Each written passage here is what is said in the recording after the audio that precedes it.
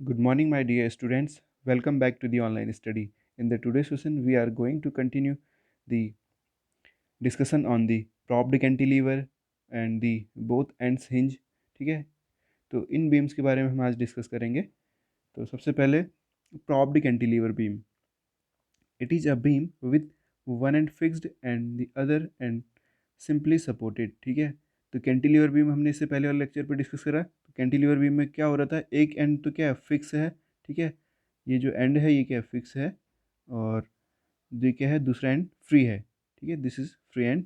In case of the propped cantilever, ठीक है, cantilever पे क्या जुड़ गया, प्रॉप्ड, तो ये क्या फिक्स तो रहेगा ही। ठीक है, और जो दूसरा फ्री एंड था यहाँ पे आपको सिंपल सपोर्ट प्रोवाइड करना है। ठीक है, here we providing the simple supports. तो it is a beam with one end fix end other end simply supported. तो इसको हम क्या कहते हैं, प्रॉप्ड कैंटिलीवर कहते हैं। और जो ऊपर पड़ा वो क्या कहता है, कैंटिलीवर बीम। ठीक है, अब बीम का एक केस है जहाँ पे दोनों एंड क्या है, हिंज है। ठीक है, ये भी क्या है, हिंज है, और हिंज को हम इस तरीके से रिप्रेजेंट करते हैं। In these beams both ends will be having hinge supports. ठीक है, तो ये क्या रिएक्शन प्रोवाइड करेगा, एक तो हॉरिजेंटल, ठीक है, दूसरा वर्टिकल, हॉरिजेंटल वर्टिकल। ठीक है, सपोज ये V1 है, ये R1 है, और ये क्या V2 है, ये क्या है R2 है। ठीक है, और हॉरिजेंटल हम R की बजाय S से रिप्रेजेंट करें तो ज़्यादा बेटर है। Now the continuous beam. ठीक है, तो अगर जो बीम है उसके स्पैंस मोर देन 2 या 3 ऐसे है तो कंटिन्यूस बीम है। यहाँ पे जो सपोर्ट्स हैं 1 2 3, ठीक है, फर्दर एंड सो ऑन, इस तरीके से हो सकता है। तो यहाँ पे क्या है, स्पैंस क्या है, दो सपोर्ट के बीच की जो डिस्टेंस है वो क्या है, स्पैन है। तो स्पैन 1 ये हो गया, स्पैन 2 ये हो गया। ठीक है, तो जो ये टाइप ऑफ बीम है ये क्या है, कंटिन्यूस बीम है। A beam is said to be continuous if it is supported at more than 2 supports. ठीक है, अगर कोई बीम दो या दो से अधिक सपोर्ट पे क्या है, सपोर्टेड है, तो वो कंटिन्यूस बीम है। In the case of simply supported beams, beams with one and hinge and other on rollers, ठीक है, cantilever and overhanging beams, it is possible to determine the reactions for the given loading by the using of equilibrium equations only. In the other cases, the number of independent equilibrium equations are less than the number of unknown reactions, and hence it is not possible to analyze them by using equilibrium equations alone. The beams which can be analyzed using the only equilibrium equations are known as the statically determined beams, and those which cannot be analyzed are known as statically indeterminate beams. The latter beams can be analyzed using the conditions of continuity in deformations in addition to equilibrium equations. Such cases will not be treated here. तो हमारे जो syllabus पे है वो हमें केवल और केवल डिटर्मिनेट बीम के लिए डिस्कस करना है। तो ऐसी बीम्स, ठीक है, जिन पे हम सपोर्ट रिएक्शंस इक्विलिब्रियम इक्वेशन का यूज करके फाइंड आउट कर सकते हैं, तो वो क्या है, स्टैटिकली डिटर्मिनेट बीम्स हैं। ठीक है, जो नंबर ऑफ इक्विलिब्रियम इक्वेशन है वो क्या है, समीशन ऑफ एफ एक्स। ठीक है, हॉरिजेंटल डायरेक्शन टू फोर्स का summation 0, vertical direction to force का समीशन 0, और sum of the moments equal to 0। Here number of equilibrium equation is 3। ठीक है, और अगर कोई जो बीम हमने अभी तक डिस्कस करे हैं उन पे जो हमें सपोर्ट रिएक्शंस फाइंड करना है, मतलब वो क्या है, अननोन है। तो नंबर ऑफ अननोन और नंबर ऑफ इक्विलिब्रियम इक्वेशन क्या है, इक्वल हैं, तो ये क्या है, डिटर्मिनेट है। ठीक है, तो क्या होता है, ये R E minus equilibrium equation suppose S है। तो let us for the hinge beam. ठीक है, एक जगह पे हिंज है और एक जगह पे क्या है, रोलर सपोर्ट है। तो उसके लिए इक्विलिब्रियम इक्वेशन क्या होंगी, जो हिंज सपोर्ट है वो, ठीक है, दो रिएक्शन हॉरिजेंटल और वर्टिकल प्रोवाइड करेगा, और जो दूसरा रोलर सपोर्ट है ये वर्टिकल रिएक्शन प्रोवाइड करेगा। तो यहाँ पे क्या है, नंबर ऑफ अननोन्स, अननोन्स कितने हैं, एक तो वर्टिकल रिएक्शन, हॉरिजेंटल रिएक्शन और वर्टिकल, तो 3 - 3, ये क्या हो गया, 0। तो ये क्या है, स्टैटिकली डिटर्मिनेट बीम है। और ऐसी बीम्स जहाँ पे हमें अननोन्स फाइंड आउट करना है और इक्विलिब्रियम इक्वेशंस क्या सफिशिएंट नहीं है, तो वो क्या होते हैं, स्टैटिकली इंडिटरमिनेट बीम होते हैं। जहाँ पे R E minus S value अगर 0 नहीं आ रही है तो वो क्या है, स्टैटिकली इनडिटर्मिनेट है। तो हमें इस सिलेबस पे हमें डिटर्मिनेट बीम के बारे में डिस्कस करना है। तो हमने जो पढ़ा, ठीक है, सिंपली सपोर्टेड बीम हो गया, ओवरहैंगिंग बीम हो गया, ठीक है, कैंटिलीवर बीम है। ये जो टाइप है बीम के, ये क्या है, ये स्टैटिकली डिटर्मिनेट बीम्स हैं। ठीक है, अगर फिक्स बीम की बात करूँ, कंटिन्यूस बीम की बात करूँ, तो ये जो बीम्स हैं यहाँ पे ये क्या है, इनकी जो सपोर्ट रिएक्शंस है वो क्या है, इक्विलिब्रियम इक्वेशन से ज़्यादा हैं। तो हम इक्विलिब्रियम इक्वेशन का यूज करके सपोर्ट रिएक्शन को फाइंड आउट नहीं कर सकते हैं। तो इसलिए क्या है, स्टैटिकली इनडिटर्मिनेट है। नाउ टाइप्स ऑफ लोडिंग, ठीक है, लोडिंग के टाइप जो फिगर 9.12 पे शोन है, ये क्या है, कॉन्सेंट्रेटेड लोड है।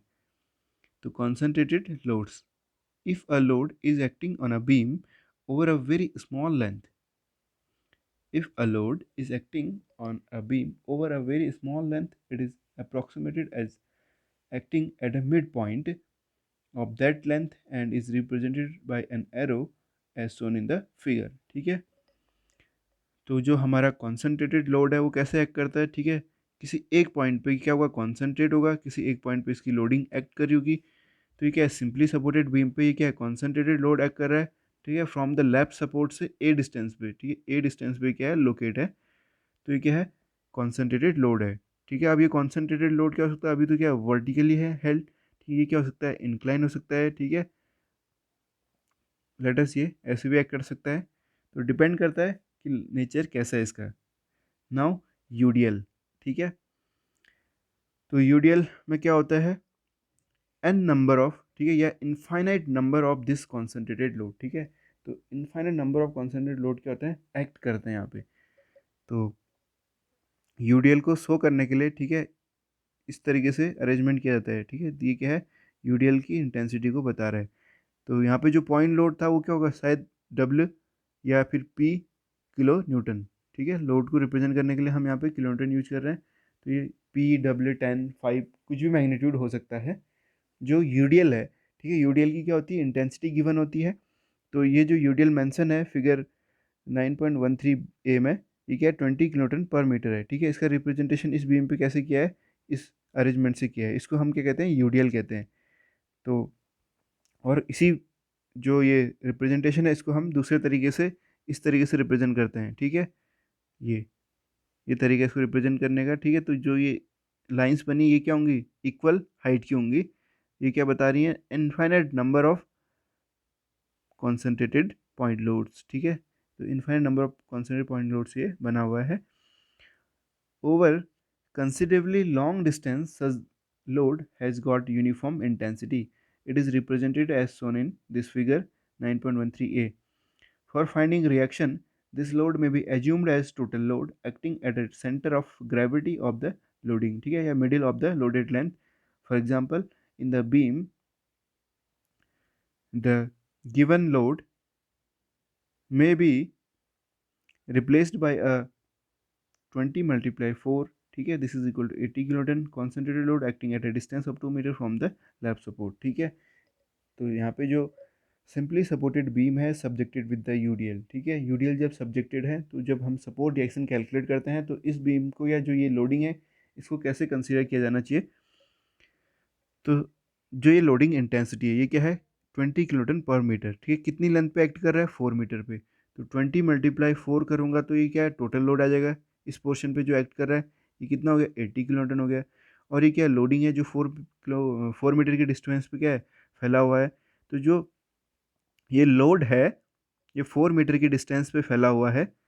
तो यहाँ पे ये जो लोड है ये कहाँ पे एक्ट करेगा, ठीक है, mid of this loading distance, ठीक है, जितने डिस्टेंस पे लोड लगा है उसके मिड पे ये एक्ट करेगा।